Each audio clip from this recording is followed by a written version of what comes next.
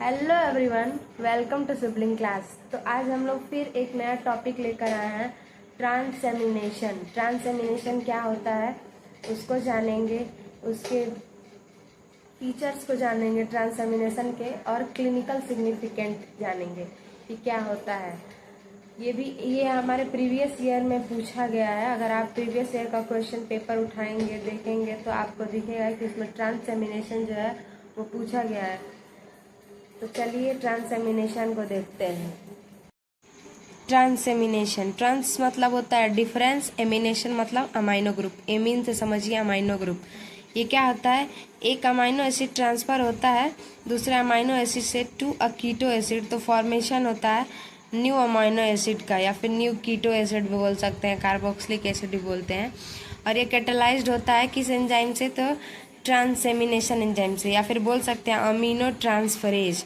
मतलब ये दोनों याद कर सकते हैं एंजाइम के नाम, कहीं ये भी लिख सकते हैं तो भी सही हो जाएगा, ये भी तो भी सही होगा।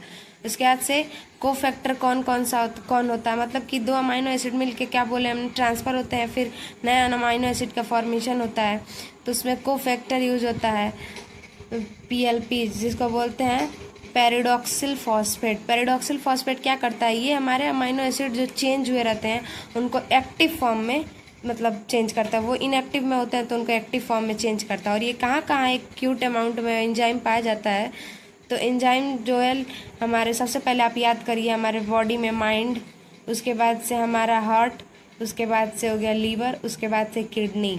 तो इन चारों जगह पाया जाता है, brain, heart, liver, kidney.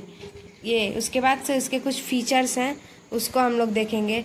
Features हैं, ऑल ट्रांसएमिनेज एंजाइम को रिक्वायर होता है PLP। जाहिर सी बात है, अगर कोफैक्टर नहीं गा तो उसको एक्टिव फॉर्म में चेंज कौन करेगा।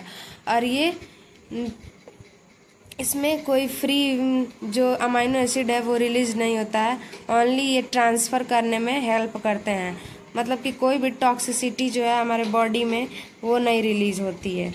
उसके बाद से है, ये क्या होता है, रिवर्सिबल है। ट्रांसएमिनेशन जो है वो रिवर्सिबल है, मतलब कि पहले अगर इस पोजीशन में है तो दोबारा इस पोजीशन में हुआ है दूसरे पोजीशन में, तो अगर फिर चाहे तो हम उसको पहले वाले पोजीशन में चेंज कर सकते हैं। मतलब कि जो चेंज हो जाए अपने फर्स्ट वाले पोजीशन में उसको बोलते हैं रिवर्सिबल, और जो चेंज ना हो उसको इरिवर्सिबल।